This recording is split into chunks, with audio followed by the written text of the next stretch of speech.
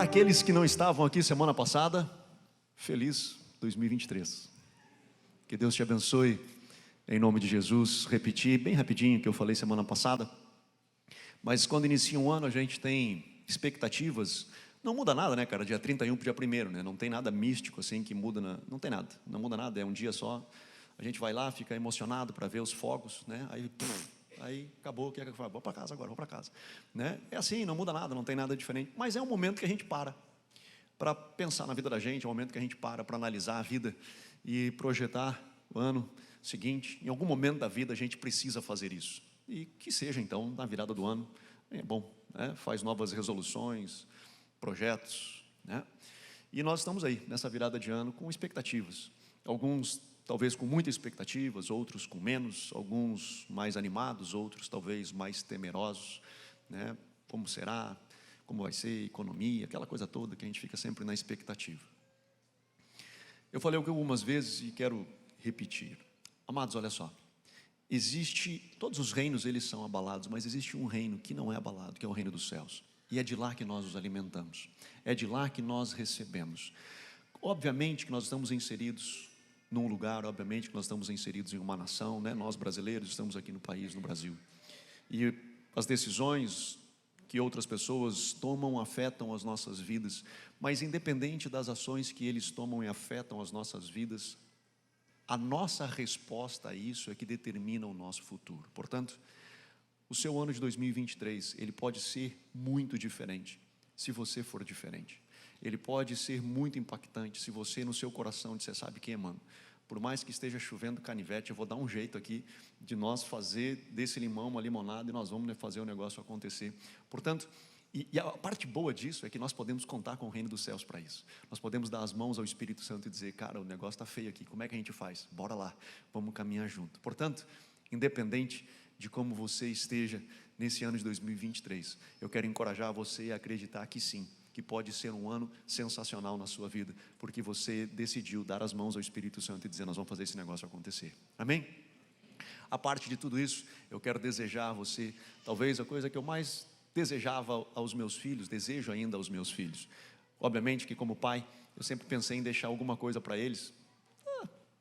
Não dá para a gente pensar em deixar muita coisa quando a gente decide ser pastor, mas a ideia de deixar alguma coisa sempre é bom, né, cara? De poder dizer assim, cara, que a gente consiga deixar alguma coisa para eles, que seja alguma herança e tal. E a gente trabalha para isso. Mas a principal herança, cara, que eu gostaria de deixar aos meus filhos é que eles possam conhecer a Deus. Que eles possam conhecer a Deus numa profundidade, numa intimidade, de pelo menos ter maiores, obviamente, das que eu tive, mas pelo menos as que eu tive, que eles possam ter experiências com Deus. Eu consegui deixar esse legado. Se eu conseguir fazer isso, me sentirei um pai realizado, que de fato conseguiu fazer alguma coisa. Da mesma forma que eu desejo aos meus filhos isso, quero desejar a cada um de vocês, que esse ano de 2023, que vocês possam ter experiências incríveis com o Senhor, que os céus se abram sobre a sua vida e que você possa conhecê-lo em tamanha intimidade. E ano que vem eu vou dizer a mesma coisa para você, sabe por quê? Porque essa é a maravilha de Deus, porque nós conhecemos o Deus e dizemos, cara, esse ano de 2023 foi sensacional, mano, eu tive experiências com Deus como eu nunca tive. Tem uma boa nova para você, 2024 você pode dizer a mesma coisa, porque Deus ele é infinito, Deus ele é multifacetado, e nós podemos continuar crescendo nesse relacionamento. Então, aperta o cinto, mano, 2023 está chegando, é nóis, vai acontecer em nome de Jesus, e que o Senhor venha sobre a sua casa, como cantamos hoje, Maranata, ora vem Senhor, vem sobre a nossa casa, vem sobre a nossa família, sobre o nosso casamento, sobre os nossos filhos, em nome de Jesus, amém? Amém, glória a Deus, pelo menos o último amém já foi um pouquinho mais animado. Já não, porque eu começo a ficar estressado, meu Deus do céu. Que bom, pessoal. Bora lá, né, cara? Eu tenho que trabalhar. Abra sua Bíblia comigo. Lá em Mateus. Eu quero compartilhar um pouquinho do meu coração com você nessa noite. Mateus capítulo 14. Nós vamos ler o verso 12, 13 e o 14.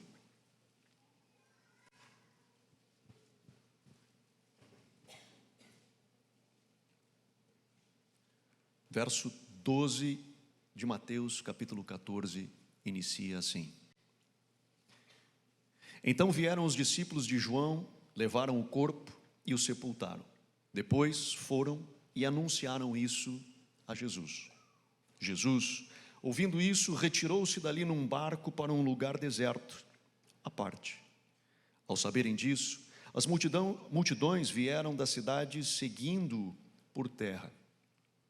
Ao desembarcar, Jesus viu uma grande multidão, compadeceu-se dela e curou os seus enfermos. Amém. Pai, abençoa a tua palavra, Senhor, nessa noite.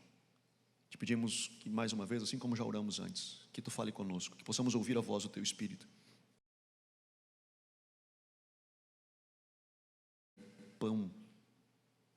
O pão do céu, o verbo vivo nas nossas vidas, em nome de Jesus. Amém. Amém. Contextualizando você, essa história, ela inicia no capítulo 14 com a morte de João Batista. João Batista é decapitado, os discípulos vão até ele, os seus discípulos vêm, pegam o corpo, enterram o corpo, sepultam o corpo e vão anunciar a Jesus. Jesus, ouvindo isso, ouvindo que o seu primo, aquele próximo a ele, e preciso lhe dizer, João Batista não era aquele cara assim dos brothers de Jesus, sabe? Ele não era aquele cara assim proximão de Jesus, tipo, era o Pedro, Tiago e João no barquinho, sabe? O João não é esse João, era outro João. Esse João era o João que comia gafanhoto e mel silvestre, se vestia de roupa estranha, de uns couro. Ele tinha uma missão, que era preparar o caminho de Jesus.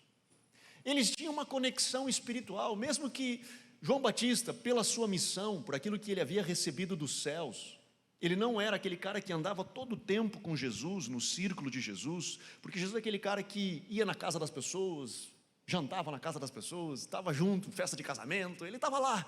E João não, cara, João era o cara do deserto, era o cara que anunciava, era o profeta, mas ele anunciava preparando o caminho do Senhor. Ele dizia, eis o Cordeiro de Deus, que tira o pecado do mundo, vem um depois de mim, eu não sou digno de atar as sandálias, ele é o cara, vocês vão olhar para ele, Jesus é esse cara, João era esse cara, se referindo a Jesus, tanto que Jesus, quando fala dele, diz, não teve profeta maior do que ele, até então nunca houve um profeta como João. Então assim, mesmo que João não era daquele círculo próximo de Jesus, eles tinham uma conexão. Lembra quando Jesus estava no ventre de Maria, e Maria chega com Isabel, grávida de João, os dois se mexem no ventre, porque havia uma conexão espiritual entre os dois. João morre. Os discípulos chegam para Jesus e dizem assim, Jesus, João morreu. E Jesus pega um barco e ele sai. E ele vai chorar, provavelmente, a morte do seu amigo. Assim como ele chorou de Lázaro, ele vai a um lugar deserto, ele pega um barco e ele sai, ele diz, cara, eu preciso de um tempo. Eu preciso de um tempo para processar toda essa informação, eu preciso de um tempo para entender tudo isso dentro do meu coração, eu preciso de um tempo. E ele sai para um lugar deserto. Aparentemente, ele não se distancia muito da praia, porque as pessoas na praia viram ele. E quando eles viram ele estava indo, provavelmente, na minha cabeça faz sentido isso, mas ele estava indo assim, a uma certa, uma distância da margem, ele indo de barco, e a multidão começou a acompanhá-lo pela areia. É o que fala o texto. Ele diz que, ao saberem disso, as multidões vieram da cidade seguindo-o por terra. Enquanto ele estava no mar, as pessoas iam caminhando na beira da areia e olhando para ele, até que ele decide voltar. E ele sai da água e ele vem em direção à margem. Ele desce do barco. E a Bíblia diz que, ao desembarcar, Jesus viu aquela grande multidão e compadeceu-se dela. Em outras palavras, em uma outra versão, diz, e teve grande compaixão. Movido de grande compaixão, ele toma uma decisão, cura os seus enfermos. É interessante isso, para mim pelo menos esse é Jesus, né? Quando a gente lê esse texto, a gente diz, cara, é Jesus, esse aí é o Jesus que eu sigo, é esse cara, é Jesus. Mas Jesus, ele tinha muitas qualidades, e muitas delas destacadas. Mas uma das coisas que Jesus era muito bom, cara, era em fazer coisa sobrenatural.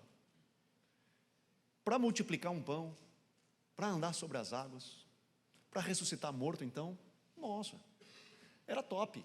Jesus, ele era muito bom nos dons. Acredita-se que em Jesus, ele tinha a plenitude dos dons, a ponto dele mover-se nos dons.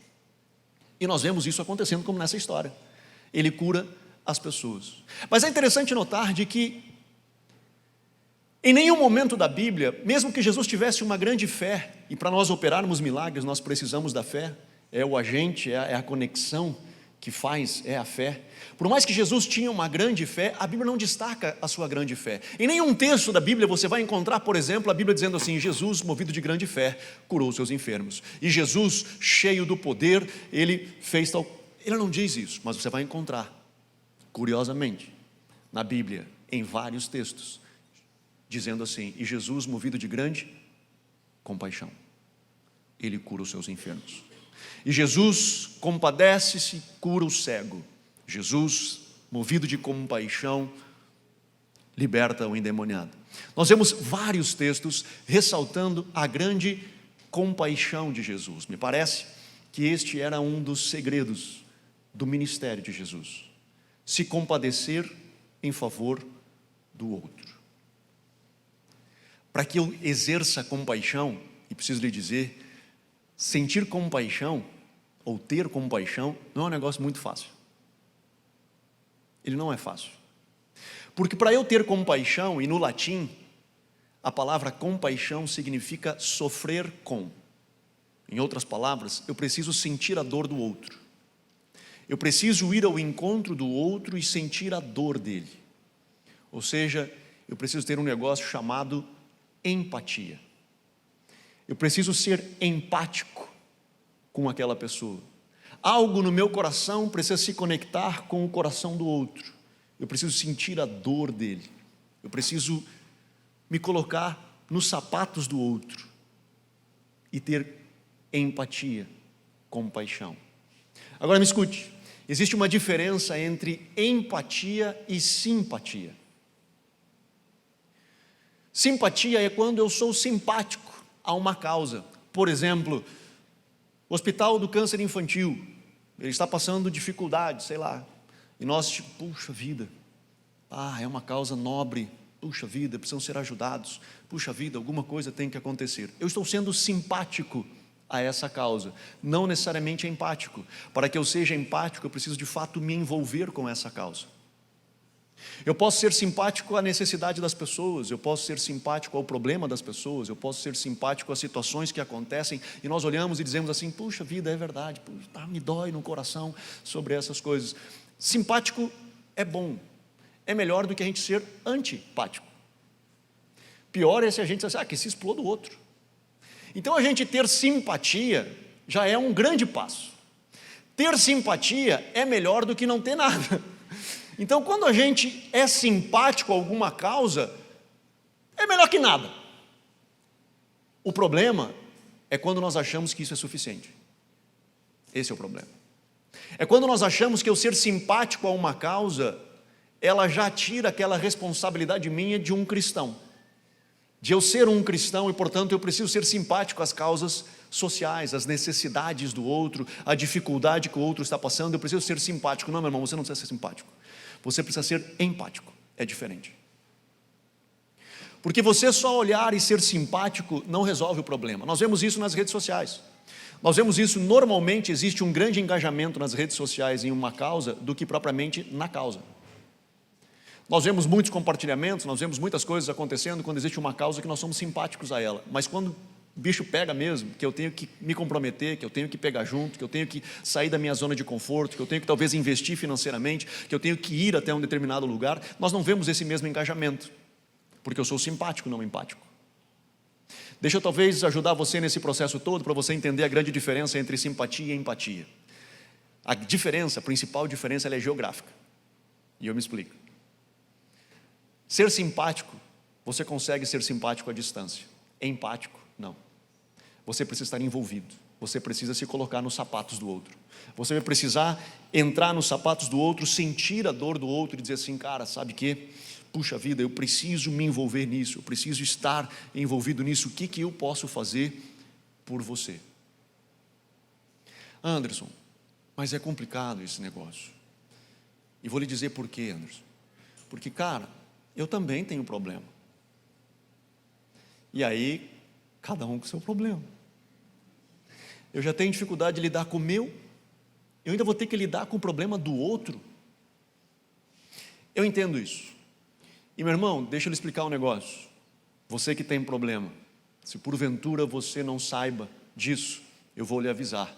Você não é o único. Todos nós aqui temos problemas. Todos. E se porventura alguém aqui não tem, me fala. Que eu vou pedir para você vir aqui com óleo ungido e ungir a todos nós. Vamos passar um depois do outro. Você vai impor as mãos e orar pela gente, para que nós venhamos a receber essa graça maravilhosa de não ter problema, porque até Cristo tinha. Até Cristo estava mal, até Cristo estava triste. Todos nós temos problema, todos nós temos dificuldades. E eu entendo que tem momento na vida da gente que nós precisamos parar de olhar para fora e olhar para a gente, que nós precisamos cuidar da gente. Tem um momento que a gente precisa dizer assim, sabe o quê? Eu preciso dar um tempo agora e cuidar da minha casa. Às vezes eu cuido tanto do outro e estou esquecendo da minha casa. E às vezes nós não estamos bem emocionalmente para lidar com uma situação. E eu preciso dizer, cara, eu não posso agora. Eu lembro de um momento na minha vida, e não vou abrir para vocês isso, mas até porque não, é mais em relação ao outro do que comigo, mas eu emocionalmente, nós estávamos numa pressão muito grande. Eram muitos problemas, igreja, ministério, um monte de coisa acontecendo, era muito problema, eu estava emocionalmente frágil. E aconteceu uma situação que eu precisava intervir. E que ela foi de supetão, e eu acabei descobrindo uma situação, e eu disse, cara, eu preciso intervir, mas eu não tenho condições emocionais de fazê-lo. E eu disse, eu preciso agora, dar um tempo. Eu disse, coloquei de cantinho, digo, depois, quando eu passar essa fase que eu estou passando, eu volto a esse tema, eu volto a esse ponto, mas agora eu não tenho condições de avançar, porque se eu fizer isso, eu sei que eu vou me prejudicar, e eu me prejudicando, eu vou parar de poder continuar ajudando outras pessoas. Então eu preciso entender os meus limites, e entender que tem momentos que eu preciso recuar. Mas meu irmão, preste atenção, todos nós temos um momento do luto na nossa vida. E quando eu me refiro ao luto, eu me refiro à perda, seja de uma pessoa, seja de um projeto, seja de um sonho, seja de uma amizade, seja de algo que nós perdemos. E quando nós perdemos, nós ficamos tristes, nós choramos. E é normal eu e você termos um momento de processar esse luto, de nós entrarmos para dentro da caverna, nós chorarmos, nós realmente remoermos talvez aquilo, ou como a psicologia chama de processar aquele sentimento, processar aquela realidade, até que isso caia bem no nosso coração. É normal e não tem problema. E se talvez você está vivendo um tempo na sua vida onde você precisa entrar para dentro da caverna para processar o seu luto, seja ele do que for, está tudo certo, está tudo certo. Sabe qual é o problema? É quando nós não saímos de lá, quando nós achamos que nós somos o centro do universo e tudo gira ao nosso redor. E que o nosso problema, ele é o epicentro do mundo.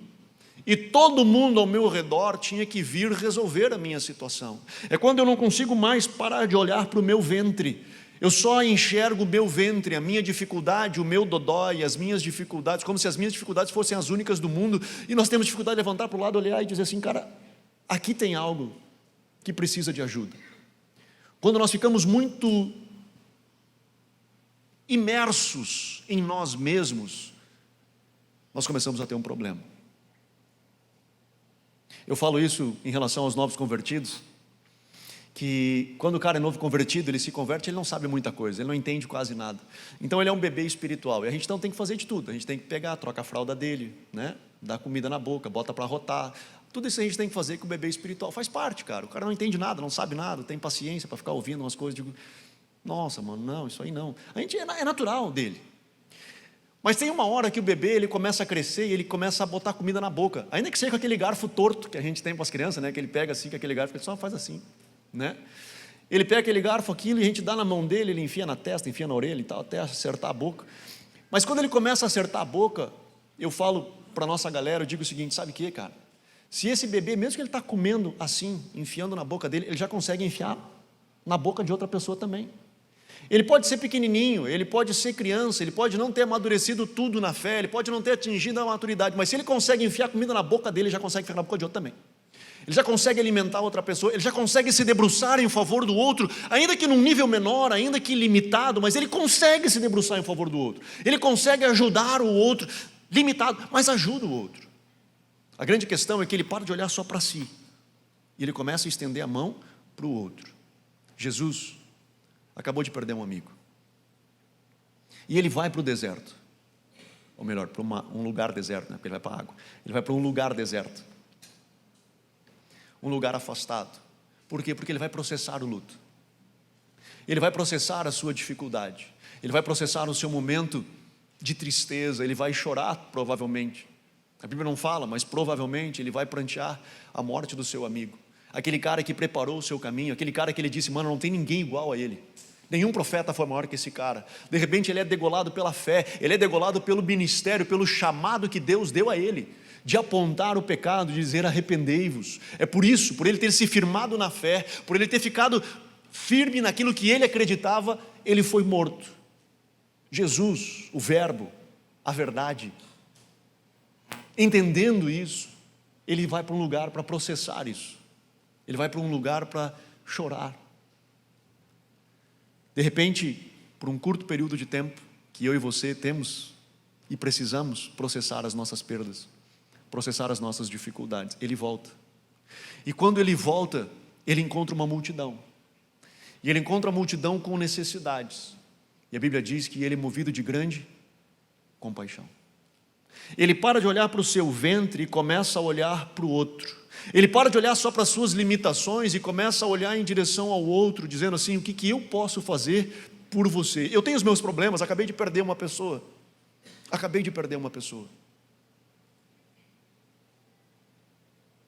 mas eu preciso estender a mão em favor do outro, eu preciso ajudar o outro, eu preciso ir ao encontro do outro, eu preciso ter empatia, não só simpatia, não só dizer assim: puxa vida, é verdade, que situação difícil, né?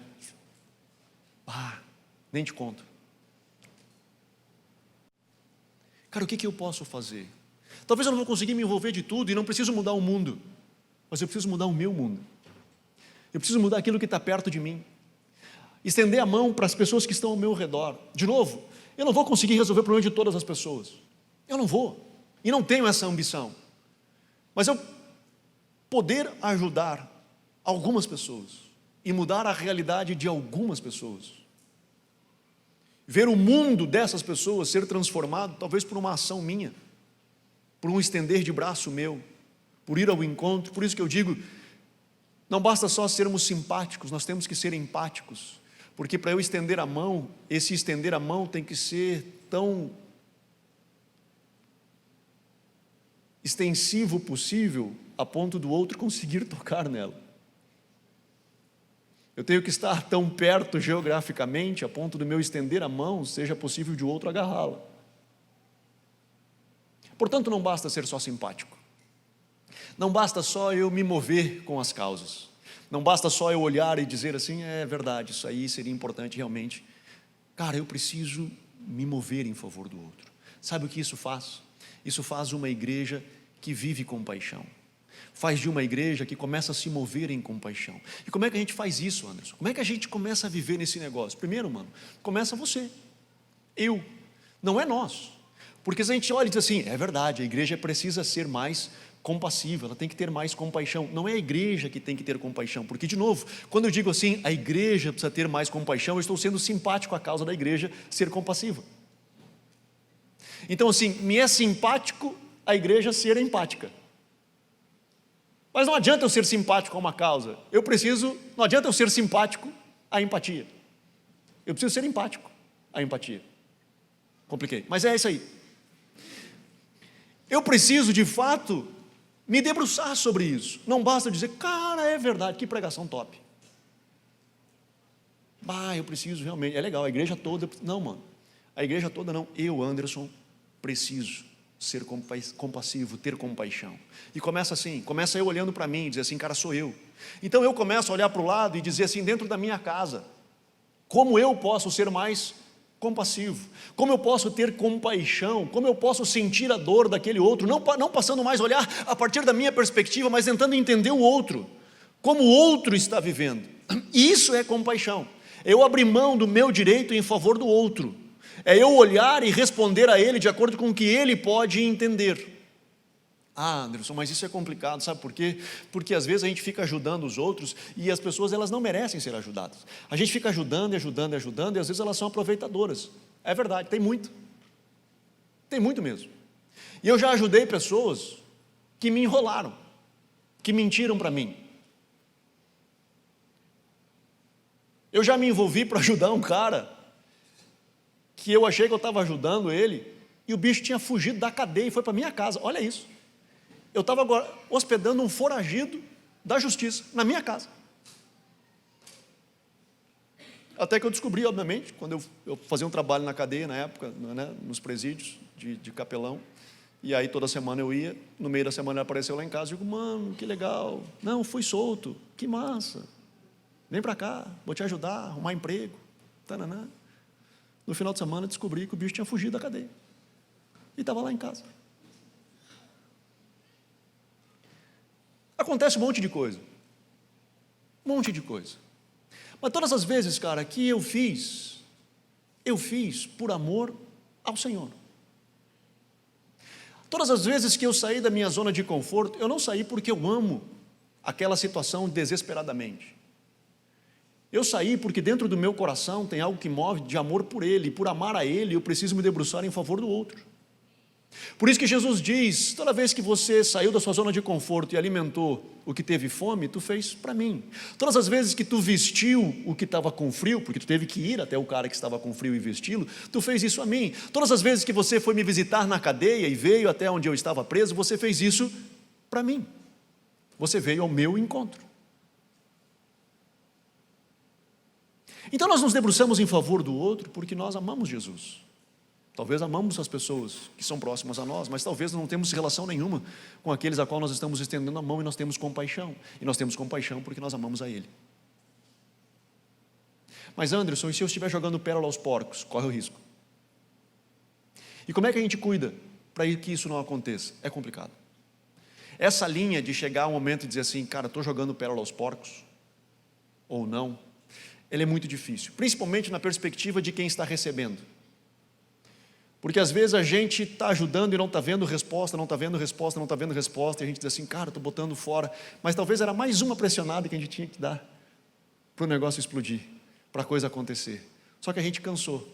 Saber o momento certo dessa parada é muito difícil. Mas deixa eu tentar ajudar você numa outra forma, de tentar ajudar você na perspectiva de entender pérola aos porcos a partir da sua percepção de quem está ajudando, não de quem está recebendo. Sabe quando é o momento de você parar de ajudar o outro, na sua perspectiva, de quem está dando, não de quem está recebendo? É quando você começa a ajudar o outro na expectativa de receber alguma coisa em troca. E eu me explico. Quando você vai ajudar alguém, e aí às vezes as pessoas chegam para mim e dizem assim, Anderson, parei de ajudar o cara lá. Por quê? Porque eu estou ajudando todo o tempão, e ele nunca veio na igreja. Eu digo, é melhor você parar mesmo. Porque você está ajudando ele na expectativa que ele te retorne algo. Você não está ajudando ele, você não está indo de encontro a ele, você está numa moeda de troca. Eu faço isso, mas eu espero que você faça isso para mim. Mesmo que seja uma coisa boa, de você vir para a igreja. Mas então a gente vai ajudando ele, dizendo assim, eu quero que esse maluco venha para a igreja, porque eu tenho interesse nele, eu tenho interesse que ele venha fazer parte do meu grupo de pessoas. Então quando você começa nisso, para. Sabe por quê? Porque o dia que ele não corresponder com você, você vai ficar chateado. O dia que ele disser não, você vai ficar decepcionado. Então para. Ali deixou de ser saudável. Tá, mas ele precisa continuar sendo ajudado. Vamos ter que achar outra pessoa para ajudar ele, mas tu não é mais a pessoa certa, porque você perdeu aquela pureza do seu coração de estender a mão em favor do outro. Meu irmão, Deus me chamou para ajudar a gente. Eu sou pastor, cara. Eu ajudo gente. Eu não sou pastor para fazer a igreja encher. O fato da igreja encher ou não encher, das pessoas virem ou não virem, é uma consequência. Mas não é uma ação intencional, não pode ser uma ação intencional. Eu preciso existir, ou melhor, a razão da minha existência enquanto indivíduo é poder levar a mensagem das boas novas e ajudar pessoas. Se essas pessoas vão decidir congregar aqui ou não, é uma decisão delas. Se essas pessoas vão decidir caminhar conosco, naquilo que nós estamos construindo aqui ou não, é uma decisão totalmente delas. Mas não cabe a mim determinar isso, cabe a mim estender a mão e ajudar pessoas. Cabe a mim chegar nas pessoas e dizer assim, cara, o que eu posso fazer por ti? Eu acho engraçado que às vezes, eu não devia ter entrado nisso, mas agora foi. Passou na minha cabeça, foi. Mas às vezes as pessoas, elas vêm assim, quando elas precisam de algo do pastor. É muito engraçado. Porque eu noto já, cara, que o cara, tipo, nunca vem na igreja, de repente começa a vir seguido na igreja. Aí ele chega e diz, pastor, tu pode fazer não sei o quê, meu casamento, ou não sei o quê, não sei aonde, tal. Eu disse, claro, cara, eu faço. Aí ele fica ali. Quando o cara faz, nunca mais aparece. Dá vontade de dizer assim, mano, deixa eu explicar um negócio, não precisa vir, eu vou e fazer o negócio lá, só me avisa no dia certinho que eu vou lá, não precisa vir. Economiza o teu tempo, o teu dinheiro, né? Não precisa vir, porque eu sei que tu está vindo só para, eu vou fazer, já estou te confirmando, eu vou fazer o negócio para ti lá, fica tranquilo, eu vou lá, vou abençoar lá, fazer não sei o quê, vou lá. Porque as pessoas constroem isso, né? Muito doido esse negócio. Mas, mano, não, cara, o que nós estamos construindo aqui, e as pessoas que aqui estão, é porque entendem, sabe o que, cara, faz sentido isso para mim, nós queremos construir isso juntos. Mas nada do que nós fazemos aqui é para manter você aqui. O que nós fazemos aqui é para contribuir com pessoas, para ajudar pessoas, para estender a mão para pessoas. Seja levando a mensagem do Evangelho, seja pregando o Evangelho, seja de fato estendendo a mão, seja indo ao encontro das pessoas, seja aconselhamento, seja o que for. A ideia é contribuir na vida das pessoas. Para algumas dessas pessoas, da qual nós contribuímos, faz sentido para elas caminhar conosco. E nós temos uma comunidade, nós temos uma família. Para elas fez sentido, está top. Mas nós existimos para transformar vidas. Nós existimos para mudar pessoas. Como é que a gente faz isso? Começa comigo, cara, começa contigo. Começa, como eu falava, olhar para a pessoa do lado, da tua família, da tua casa, das pessoas que são próximas de ti, e dizendo, cara, como é que eu posso ser compassivo?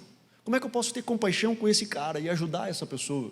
Começa a ser compassivo aqui, cara, com as pessoas que aqui estão, que às vezes entram na igreja, que estão aqui há 3, 4 meses, e eu sei que nós temos tido uma galera que é visitante, às vezes eu também não conheço, né? Tipo, fico olhando assim, eu te conheço. Tem acontecido seguido isso, cara. E eu vou nos lugares, as pessoas dizem, e aí, pastor? E aí eu sorrio. E aí? Só que a minha cara entrega. Então eu digo, mano, não sei quem tu é. Não sei quem tu é, não sei. Ele disse, não, estou indo lá na igreja. Eu digo, que bom. Aí a gente se abraça. Me procura na igreja para pelo menos eu te ver lá. Porque às vezes acontece, cara. Numa semana aconteceu 3 vezes. Eu digo, nossa, acertei todo mundo essa semana. Então acontece. Só que muitas das vezes acontece, cara, porque eu venho aqui e eu converso com as mesmas pessoas, porque eu estou acostumado com o meu ambiente. E eu levanto e vou embora. E eu não consigo olhar para o lado, e às vezes tem alguém sentado aqui que precisaria só de e aí, mano, como é que você está? De olhar para o lado e perguntar para ele, é mesmo? Desculpa, cara, eu não te conheço. Não, estou vindo aqui faz tempo. Então, desculpa, cara, eu não sabia como é que é teu nome. E a gente conversar e estender a mão e acolher. Às vezes as pessoas, elas estão angustiadas, estão do nosso lado. Elas estão pertinhas da gente, precisando só de um abraço, cara. Precisando só de e aí? Como é que você está? Estão pertinho da gente. Eu não sei se você conhece essa história. Eu acho que é uma história, não é uma história. Mas me contaram como verdadeira, eu fico vendendo ela assim. De um dia, no meio de um culto, um cara abriu um guarda-chuva, no meio da pregação. O pregador achou estranho, olhou para os obreiros, tudo, né, a galera que ajudava, e aí aí foi o cara correndo lá e dizendo, mano, então, está chamando um pouco a atenção, o tal do guarda-chuva aí, se puder fechar o guarda-chuva, ia ser top. Aí ele fechou o guarda-chuva prontamente, olhou no olho daquele obreiro, daquele líder e disse assim, cara, muito obrigado, eu estou há 8 meses aqui na igreja, é a primeira vez que alguém vem conversar comigo. Então que ninguém precisa abrir um guarda-chuva aqui dentro da igreja, entendeu? Que nós não precisamos ver pessoas abrindo guarda-chuva, que a gente consiga olhar para o lado e dizer assim, cara, deixa eu estender a mão, deixa eu ir ao teu encontro. E o que demanda isso? Demanda eu parar de olhar para cá, ou de olhar só para o círculo que eu estou envolvido, e olhar para o lado e ver que um cara aqui é diferente, que ele é, para mim, talvez estranho. E eu dizer, e aí, cara, como é que você está? Quanto tempo está vindo aí? E de repente nós começamos a criar uma cultura de compaixão. Começamos a criar uma cultura de pessoas que olham para o lado e acolhem e amam. Tu imagina o impacto que é uma comunidade inteira sendo compassiva.